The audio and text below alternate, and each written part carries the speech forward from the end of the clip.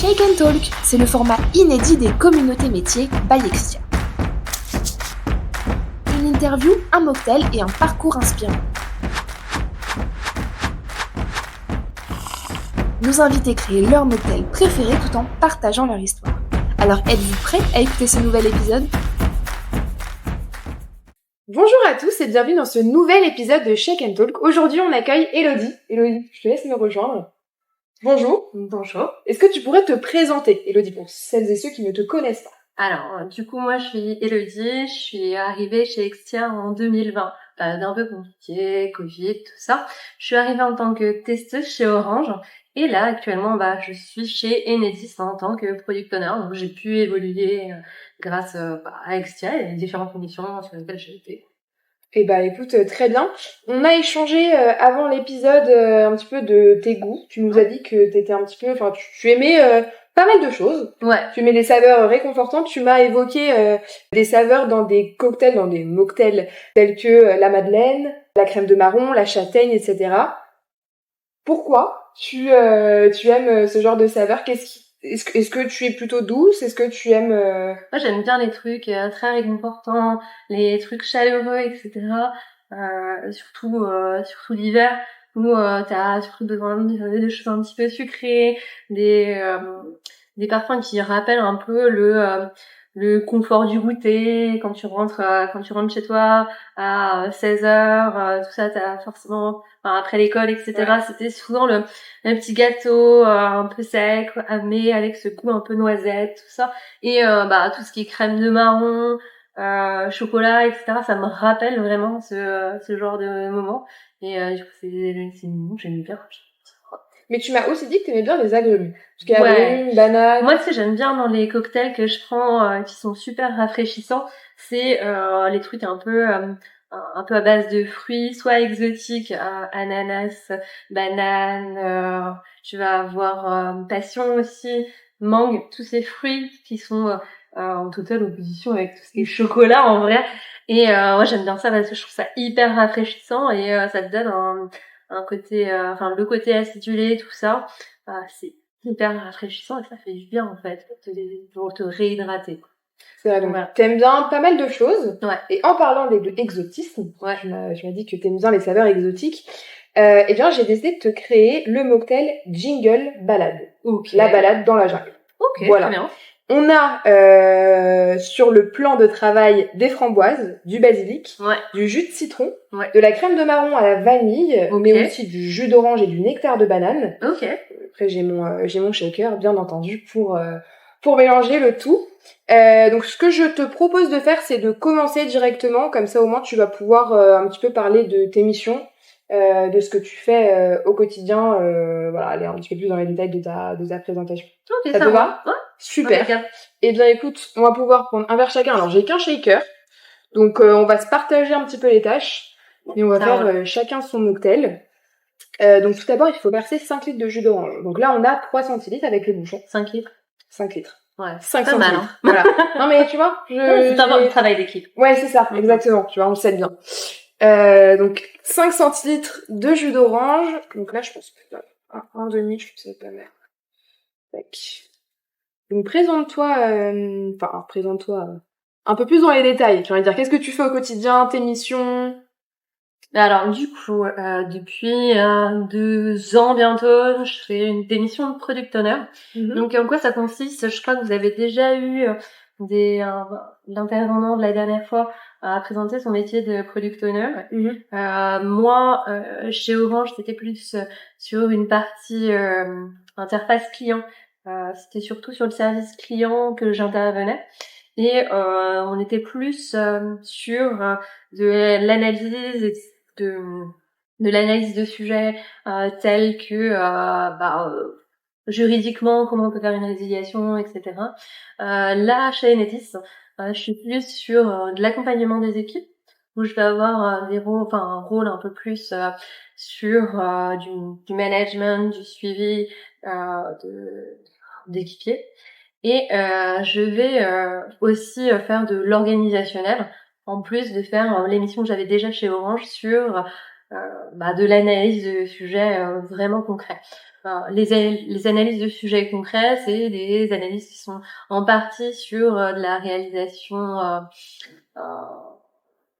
type là, on a une problématique d'indicateurs.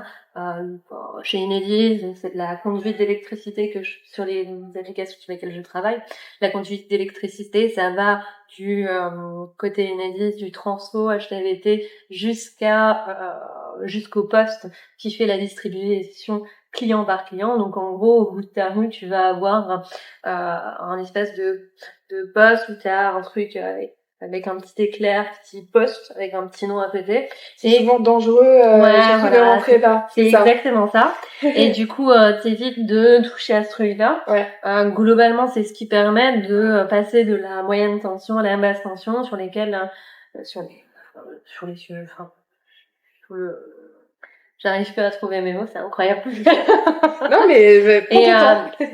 Et du coup, c'est ce qui va t'amener de l'électricité chez toi. Donc globalement, nous, on s'arrête vraiment à ces postes qui représentent en fait les clients. Et derrière ces postes-là, on va avoir un nombre de clients. Tu peux en avoir un, tu peux en avoir deux, tu peux en avoir 200. Et nous, notre rôle, c'est de collecter en fait toutes les coupures et dire pendant tant de minutes, on a eu tant de coupures, on a eu tant de clients coupés, ou enfin eux, ils sont sur telle catégorie pour tel indicateur. Eux, ils sont sur une autre catégorie pour tel indicateur, etc. Donc ça, c'est des catégories qui sont rappelées par l'ACRE. Donc l'ACRE, c'est un organisme de régulation de l'électricité. Et on va avoir différents indicateurs comme le critère B, le critère M. Ça, c'est des choses qui sont détaillées sur Internet. Je vais pas forcément les expliquer là. Je pense que l'intérêt est limité, on va pas se le cacher. Ok, très bien. Donc voilà. Donc moi, je suis positionnée un petit peu sur tout ce qui est analyse, apport rédaction de user story sur ces sujets-là. Et on va travailler avec tout un tas d'équipes. Ça va être de l'interface avec de la cybersécurité, parce qu'on est sur des enjeux qui sont hyper importants, dans le sens où on ne peut pas donner des informations qu'on traite à n'importe qui. On va avoir des enjeux sur les technologies qu'on utilise et la rapidité d'exécution de ces technologies. Encore une fois, l'électricité, c'est pas n'importe quoi. Les gens derrière, nous, on travaille pas sur du temps réel. Mon application ne travaille pas sur du temps réel. Les applications qui sont en amont travaillent sur du temps réel. L'enjeu derrière, c'est de la sécurité d'être humain derrière. Il y a des gens qui, si la conduite est mal faite et la conduite est mal faite, c'est-à-dire que on a un interrupteur qui est ouvert au lieu d'être fermé et qu'on le voit fermé au lieu d'être ouvert. On va avoir des interventions qui vont pouvoir en pâtir, et surtout c'est des dangers de mort.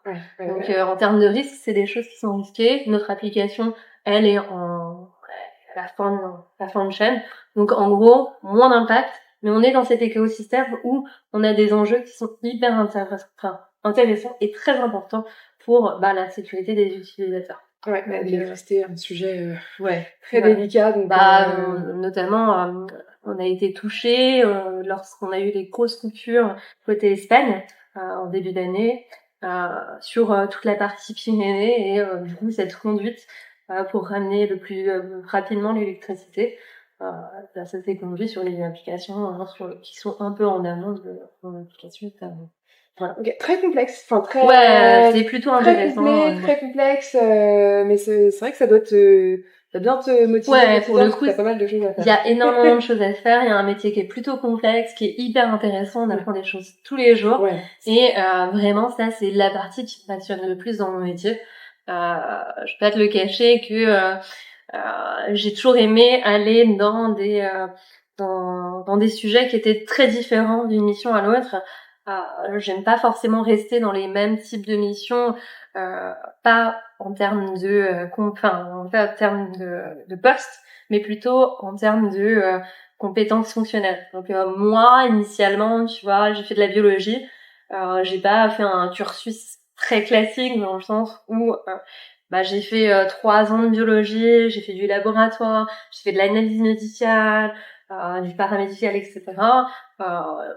La biologie et la recherche, notamment en France, sur laquelle moi j'étais plutôt axée, et c'est très bouché, c'est compliqué d'aller plus loin, ou d'avoir un CDI, c'est souvent une succession de CDD ou d'emplois précaires, c'est pas forcément les milieux qui sont les plus faciles.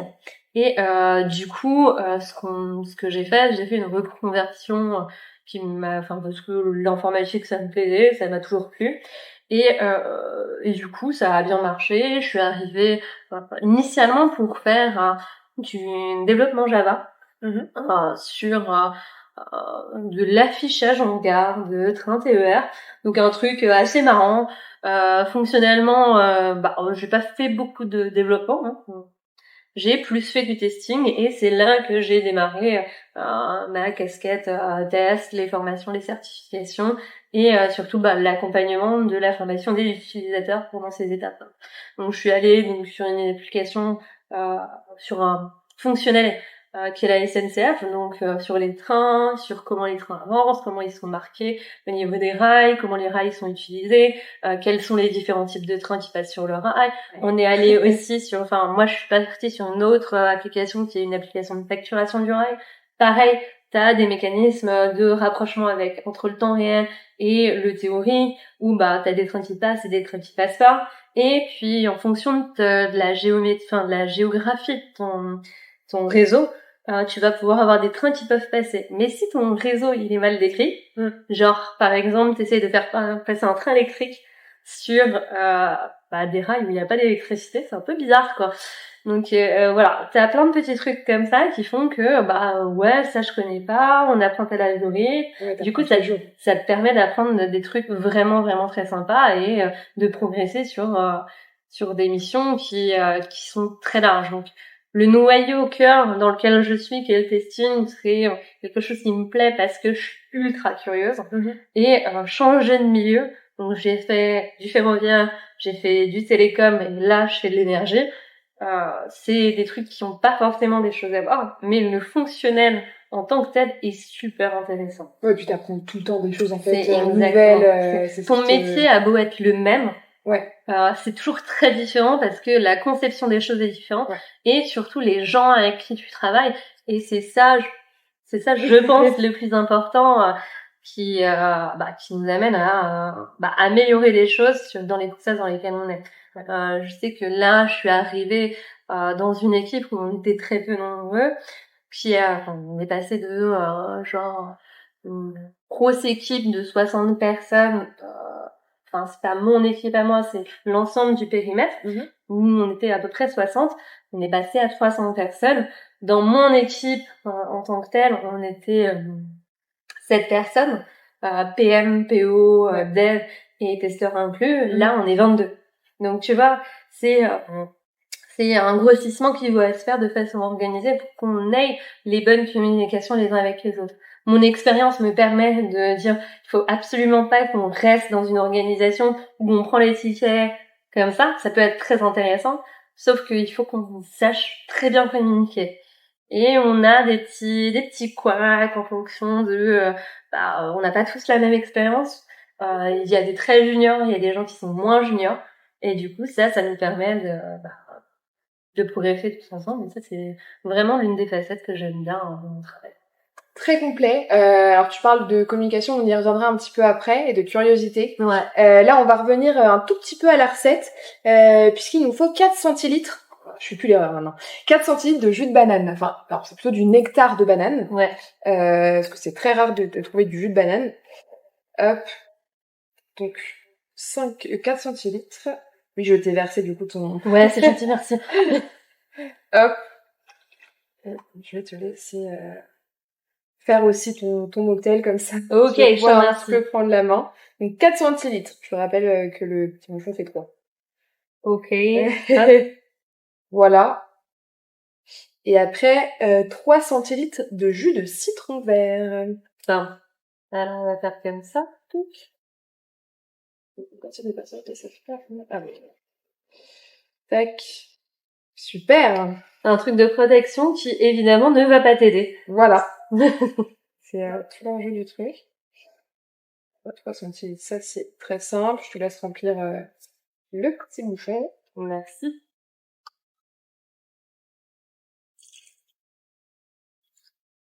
Ok. Voilà. En parlant du coup de communication, d'expertise, terrain. Alors nous, on a les communautés métiers, parce que pour rappel, ce podcast s'inscrit dans l'univers des communautés métiers by Extia. Pour ceux qui ne savent pas ce que c'est, je vous invite très fortement à aller voir sur nos réseaux sociaux, sur LinkedIn ou sur YouTube. Mais c'est vrai qu'on a beaucoup de sujets, que ce soit sur la communication, sur la valorisation de l'expertise, etc. Toi, comment tu t'y retrouves? Parce que je sais que tu y participes beaucoup. Voilà, Elodie est beaucoup dans nos participants.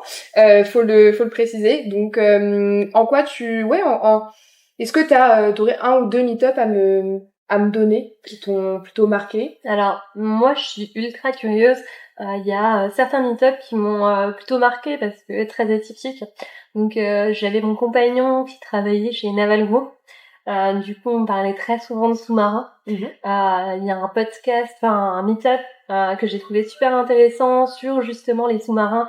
C'était il y a 1 an et demi, peut-être 2 ans. Oui. Et du coup, je me souviens de de la construction d'un sous-marin à partir de pièces réutilisées, etc. Et ça m'avait beaucoup marqué. J'avais trouvé ça super intéressant parce que ça se démarquait des autres meet-up où on avait des meet-up qui expliquaient une technique, etc. Mais là, on était vraiment dans un truc très précis sur de la technique et j'ai trouvé ça super intéressant. Et pareil, ces meet-up, c'est des meet-up que j'ai pu partager. Regarde ça, c'est super intéressant. Pas forcément que chez moi. Enfin, que chez moi par rapport à mes collègues, etc. C'est mon cercle assez proche. Oui. À côté de ça, moi, les meet-up que je préfère, c'est les meet-up sur l'agilité et aussi les meet-up sur les soft skills. J'ai un meet-up qui m'a servi, c'est les meet-up sur tout ce qui est communication et notamment les communications non violentes. Je suis un peu vive dans mes réactions. C'est l'une de mes qualités, mais aussi l'une de mes défauts, c'est je suis un peu trop honnête et dans ma façon d'être honnête, je suis un peu trop cash. Et être un peu plus diplomate, c'est les choses sur lesquelles je travaille beaucoup. Notamment quand j'étais chez Orange, j'avais une expérience, c'était pas forcément la meilleure. Donc en gros, la deuxième mission sur laquelle j'étais chez Orange, donc c'est un client dont je vous ai parlé, c'était une mission où j'ai été formée à peu près un mois. On était 3 PO analystes sur les différents sujets. Et en fait, un mois et demi de formation. Et en fait, ma collègue que je remplaçais est partie en congé maternité. J'avais un autre collègue qui lui est parti 6 mois en arrêt de travail parce qu'il avait des problèmes de santé. Et mon dernier collègue, lui était censé partir, mais du coup, ça a été repoussé pour qu'on puisse on puisse être 2 sur un périmètre initialement de 4 personnes. Du coup, c'est monter très vite en compétences, monter en compétences avec peu de documentation, rédiger des documentations, tout ça. Ça s'est super bien passé. Les dames de mon équipe étaient plutôt très bons. On avait un Scrum Master qui était incroyable, qui avait il est vraiment incroyable, mais qui avait son défaut de j'ose pas rentrer dans le conflit, c'est un peu compliqué de statuer sur les choses, etc. Donc, ma collègue est revenue après son congé maternité, et du coup, ça y est, on est revenu sur un rythme de croisière. Sauf que, gros problème de communication avec elle, les actions qu'elle faisait, elle, n'étaient pas partagées au reste de l'équipe. C'est-à-dire que si elle n'était pas là, les sujets n'avançaient pas. Ces sujets n'avançaient pas.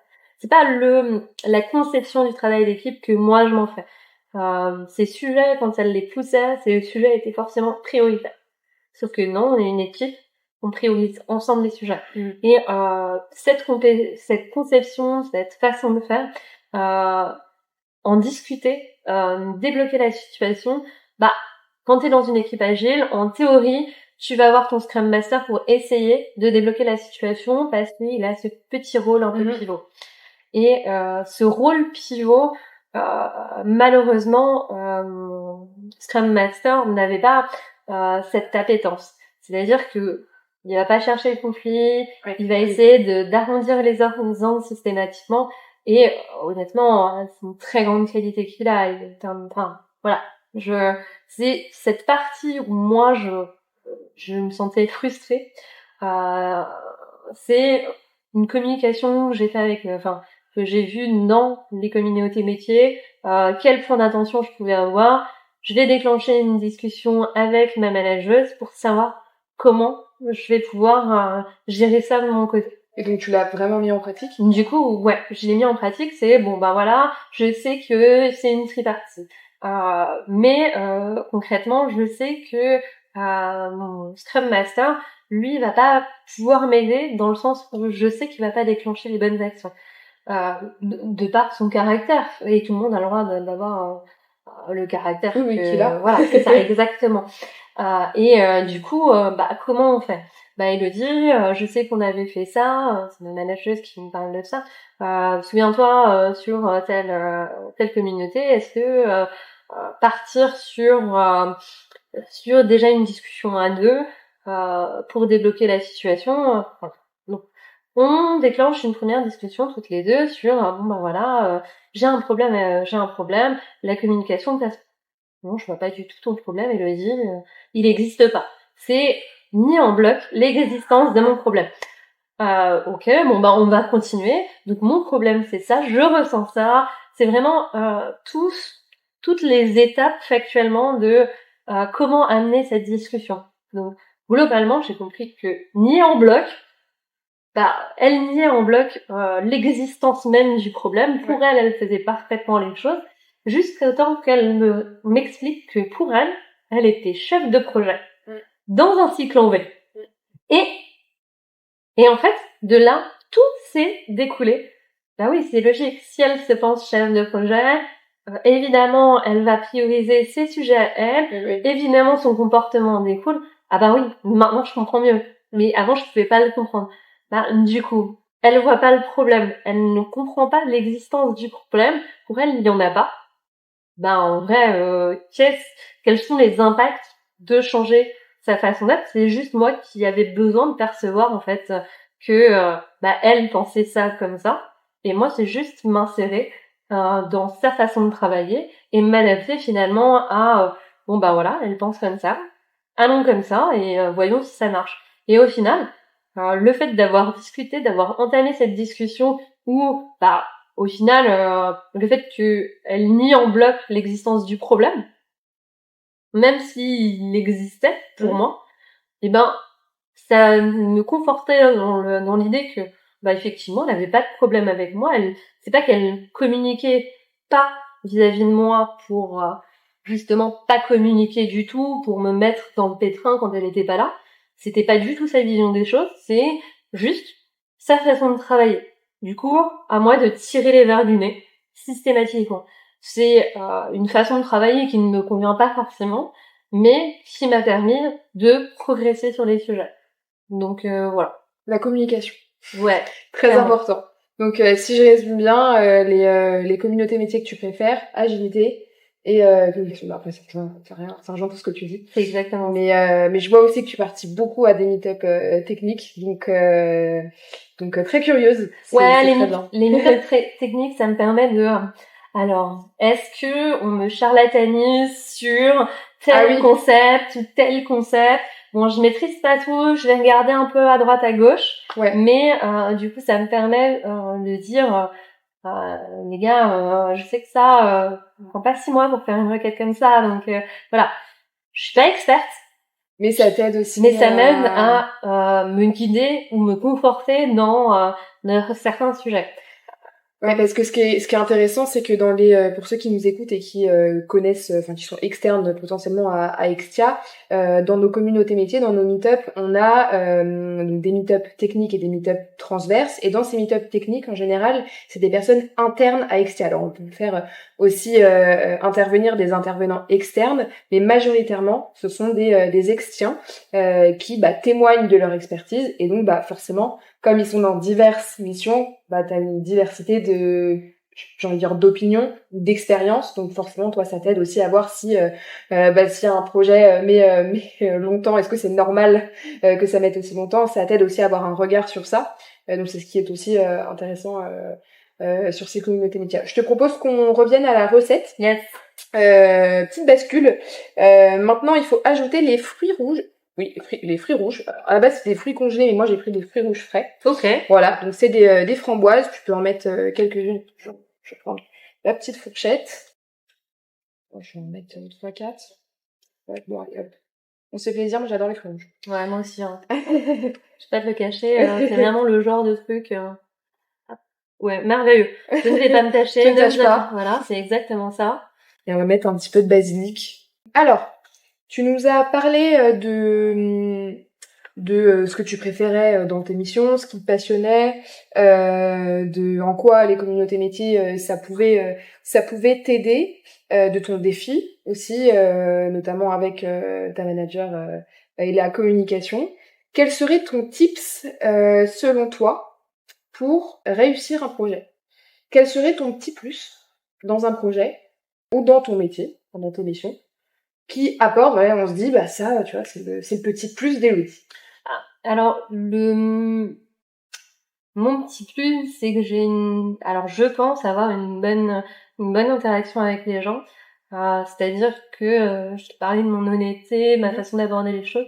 Je pense que les gens font facilement confiance. Et du coup, c'est très facile de venir vers moi pour discuter avec moi. Et ça, c'est vraiment le petit plus que je pense avoir. Et c'est pour ça que, globalement, les gens apprécient de travailler avec moi. Ok.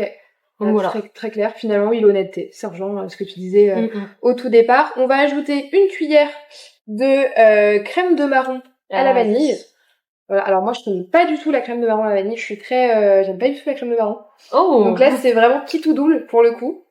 Alors, si j'arrive à ouvrir le... Toi, t'en manges régulièrement la crème de marron? Alors la crème de marron, ça dépend. En fait, c'est plutôt dans les desserts, style des pavlova au marron à la place des fruits rouges. Du coup, t'as quand même une espèce de chantilly par-dessus. Du coup, t'as le goût très fort du marron, de la crème de marron.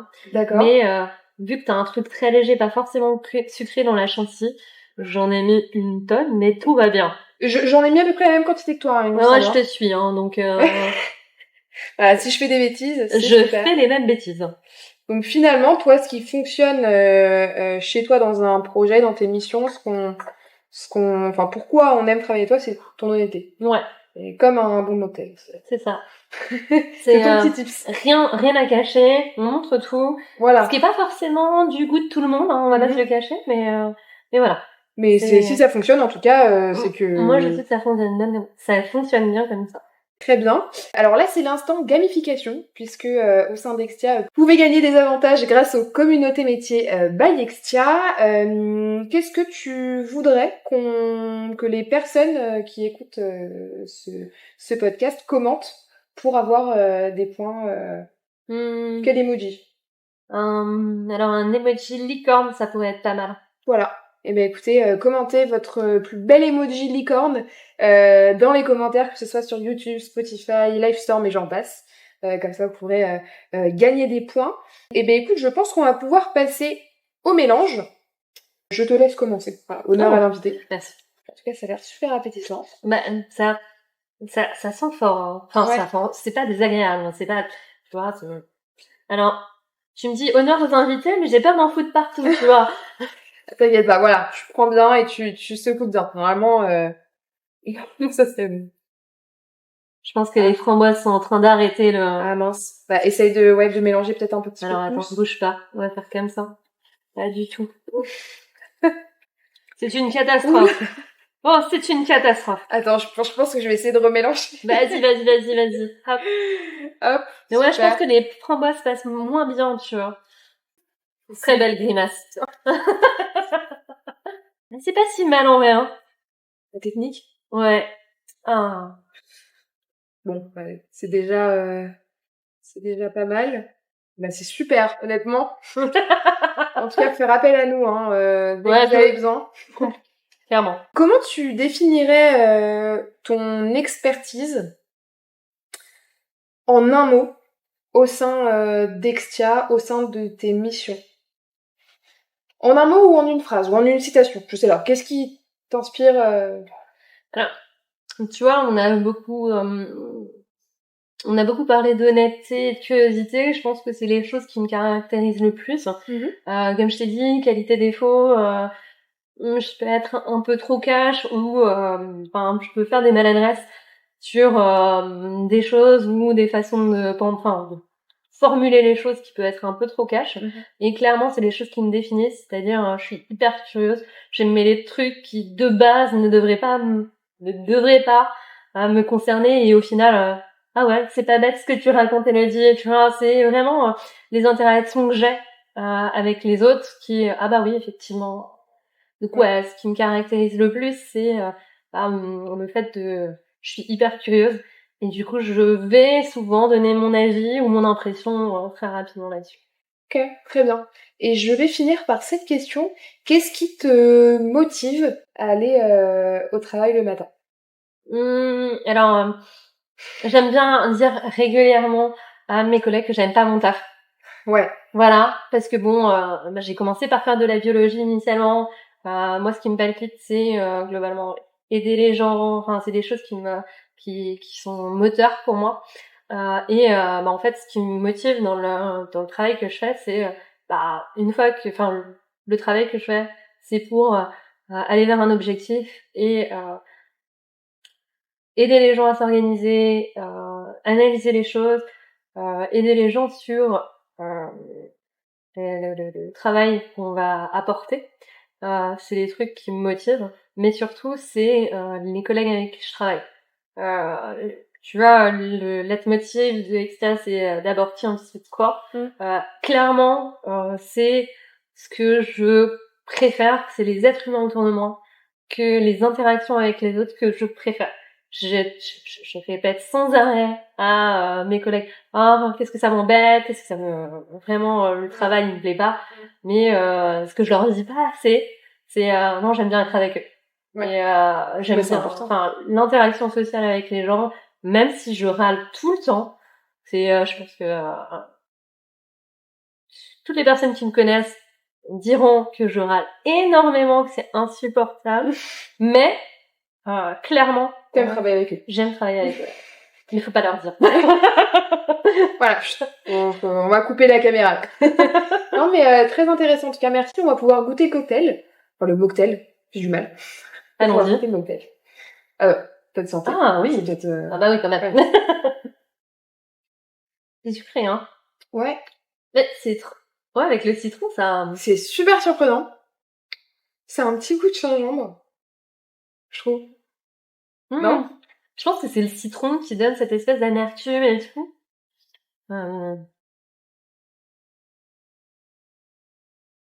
Peut-être un peu moins de crème de marron pour que ce soit un peu moins sucré. Ouais, peut-être. Mais alors moi j'adore le citron donc. Mais le basilic c'est incroyable. Ouais. Tu vois, tu le sens pas trop, mais du coup ça donne un petit goût. Ouais. Mais je pense que c'est pour ça que ça me fait penser un petit peu au gingembre, le basilic plus le citron. Je pense que les deux, ça domine.